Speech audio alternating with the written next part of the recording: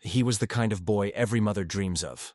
Handsome, wealthy, dressed in silk, and perfumed with musk. If you had seen him in Mecca before Islam, you would think life had given him everything. But when he whispered La ilaha illallah for the first time, he lost it all.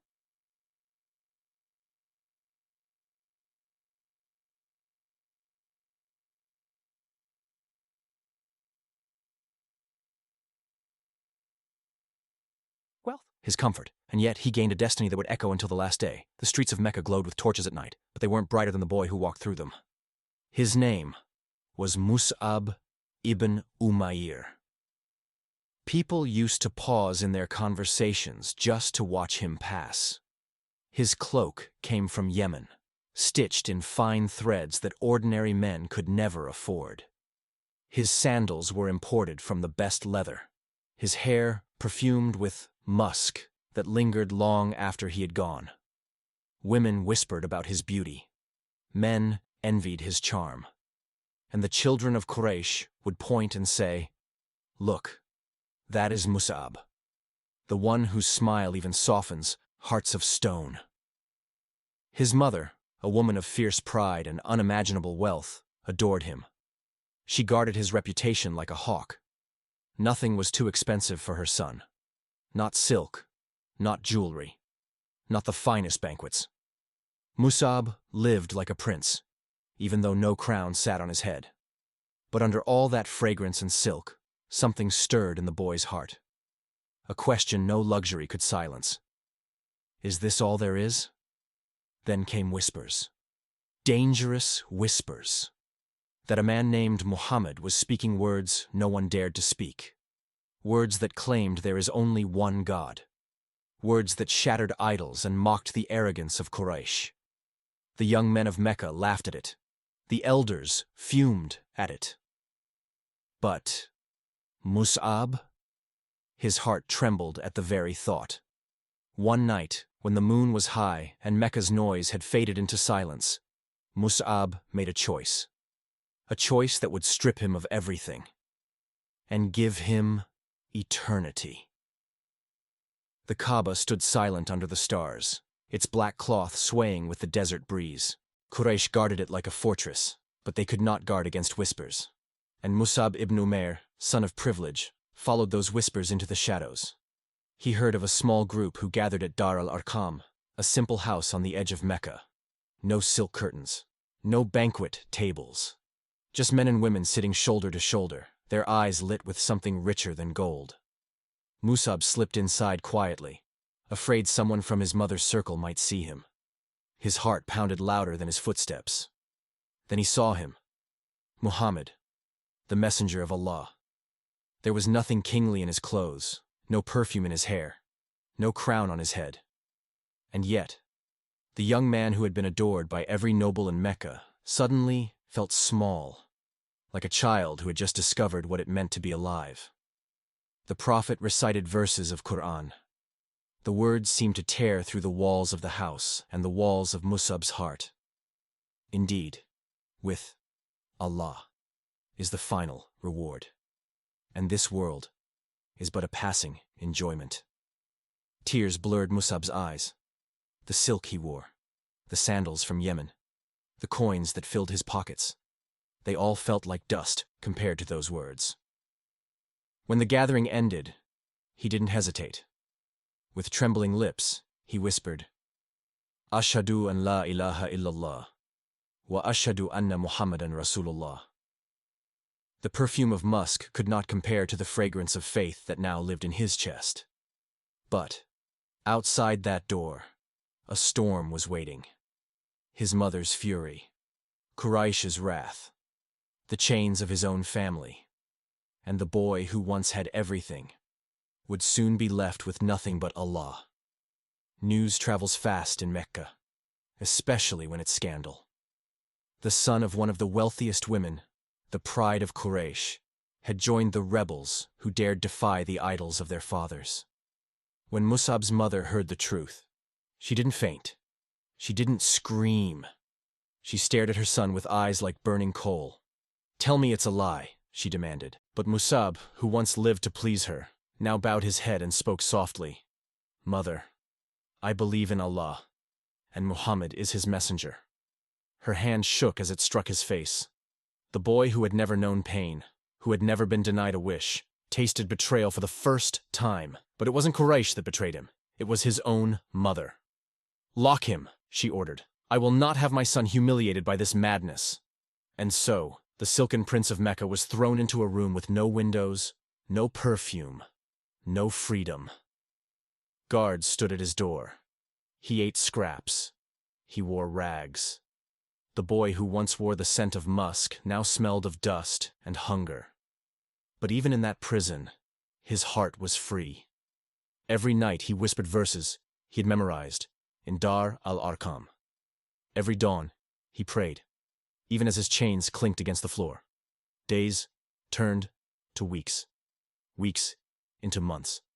His body weakened, but his faith grew stronger. Then one night, as the guards grew careless, Mus'ab slipped out. Barefoot, ragged, thin. He was no longer the jewel of Quraysh.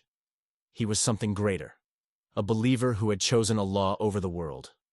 When his companions saw him again, some wept. The Prophet himself looked at him and said, "I saw this young man in Mecca, and there was no youth more pampered by his parents than him. But today, I see him covered in rags for the sake of Allah." The chains his mother gave him had only proven one truth. Mus'ab belonged not to wealth, nor to family, nor to Mecca. He belonged to Allah alone. The streets of Mecca could no longer hold Mus'ab ibn Umair. Quraysh had beaten him, chained him, starved him. Yet, every time he whispered the Shahada, it was as if the chains shattered all over again. The Prophet looked at him one day with a gaze that pierced straight through the dust and rags. "Mus'ab," he said gently, "you will go to Yathrib." Yathrib, the city that would soon be called Medina al-Munawwara, the Radiant City. At that time, it was divided, scarred by tribal wars, hungry for peace. And the Prophet was planting seeds. Mus'ab would be the gardener. He was young, with no army, no wealth, no status left to his name. But he carried something heavier than gold, the Quran in his heart, and the truth on his tongue. When Mus'ab entered Yathrib, he didn't march in like a conqueror. He sat with people under palm trees, reciting the words of Allah. He knocked on doors, teaching families how to make wudu, how to pray. He wasn't just teaching rules. He was healing broken souls. One day, as he was reciting Quran to a small group, the leader of the Aus tribe, Usaid ibn Hudayr, stormed toward him with a spear.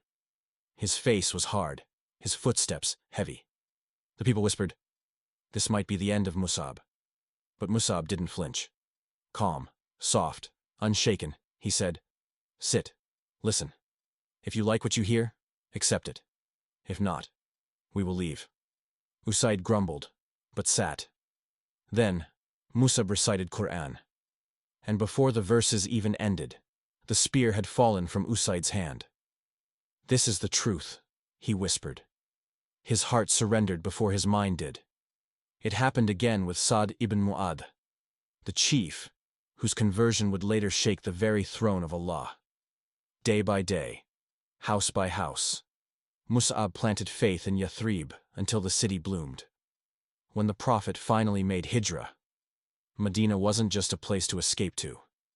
It was a home, prepared, hearts opened, soil made fertile, by a boy who once lived in silk, but now wore rags. The pampered child of Quraysh had become Islam's first ambassador. The desert wind howled like a beast as the Muslims stood at Badr. They were only a few hundred, poorly armed, many barefoot. Across the field, Quraysh roared with pride.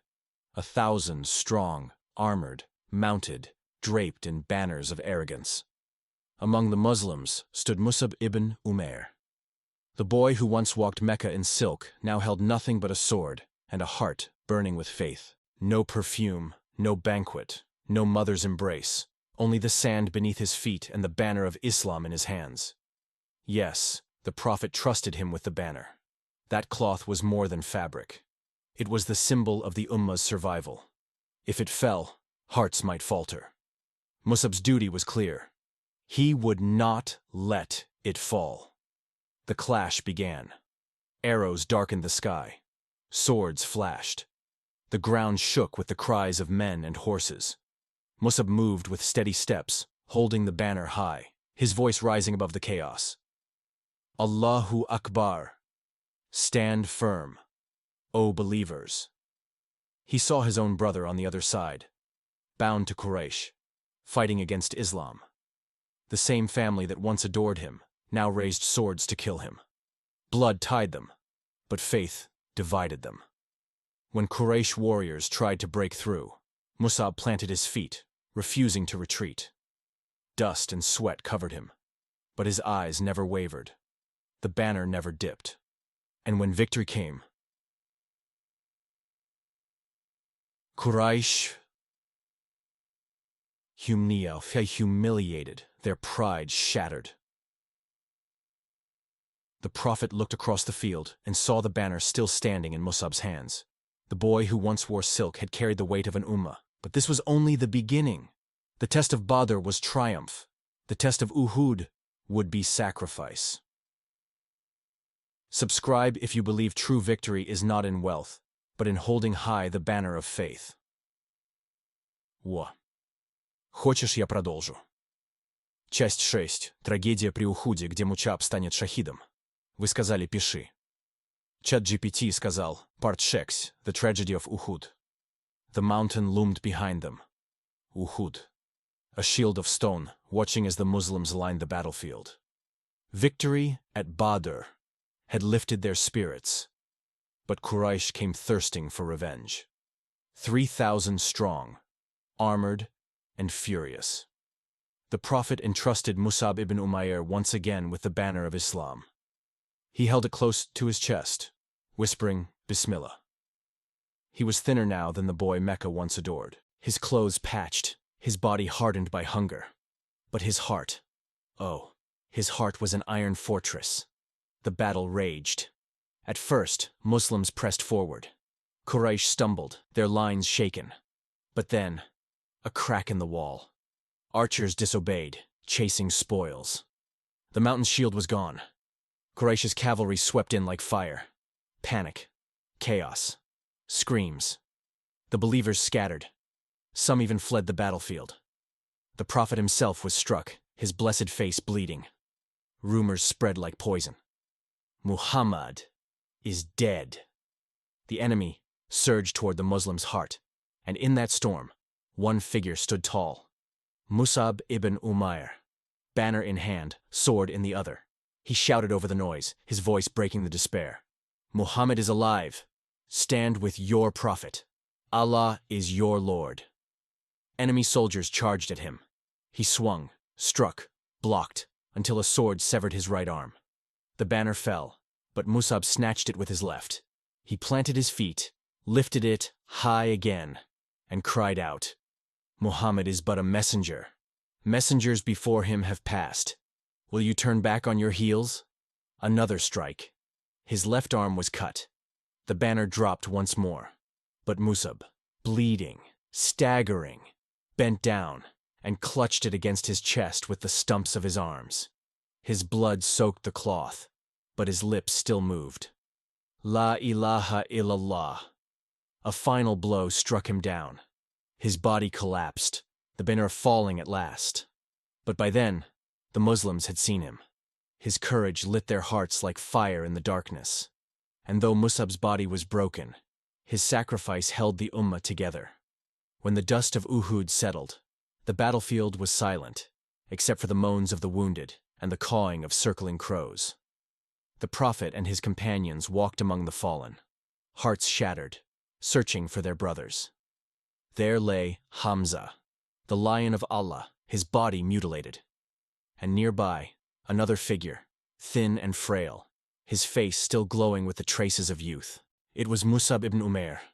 The boy who once walked in silk now lay in rags, his chest torn open, his arms gone. Yet his lips were frozen in remembrance. La ilaha illallah.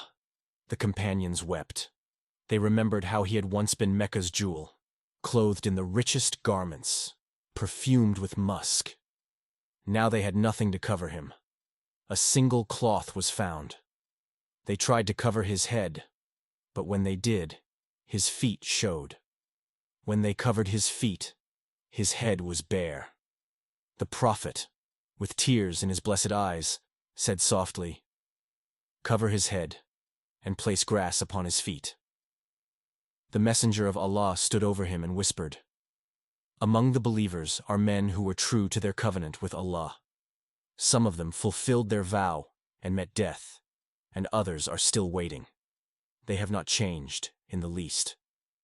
Quran 33:23. The companions lowered Mus'ab into his shallow grave.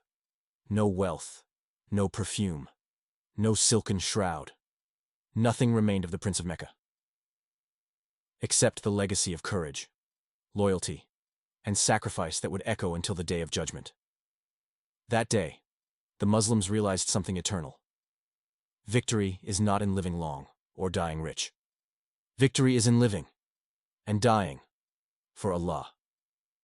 Mus'ab ibn Umair was not the strongest warrior, nor the richest companion, nor the oldest in wisdom. He was just a boy, pampered, adored, dressed in silk. Yet when Islam entered his heart, he gave up everything. His mother chained him, his wealth vanished, his body was starved and broken. Still, his soul remained unshaken. He carried the banner of Islam through battles, and even when his arms were severed, he refused to let it fall. He lived as a prince of Mecca, but died as the soldier of Allah, buried in a cloth too short to cover him. And yet, tell me, who remembers the perfumes of Quraysh today? Who whispers the names of the wealthy men who mocked him? They are dust. But Mus'ab's name is still spoken. His courage still inspires. His sacrifice still teaches. Brothers and sisters, this dunya is short. Its silks fade, its perfumes vanish, its castles crumble. But the Quran and Sunnah remain. Mus'ab's life cries out to us. What will you choose? The comfort of the world or the eternal honor with Allah? O you who believe, respond to Allah and to the Messenger when he calls you to that which gives you life. Quran 8:24. Raise the banner in your own life, with prayer, with honesty, with patience, with service. Do not let the banner fall.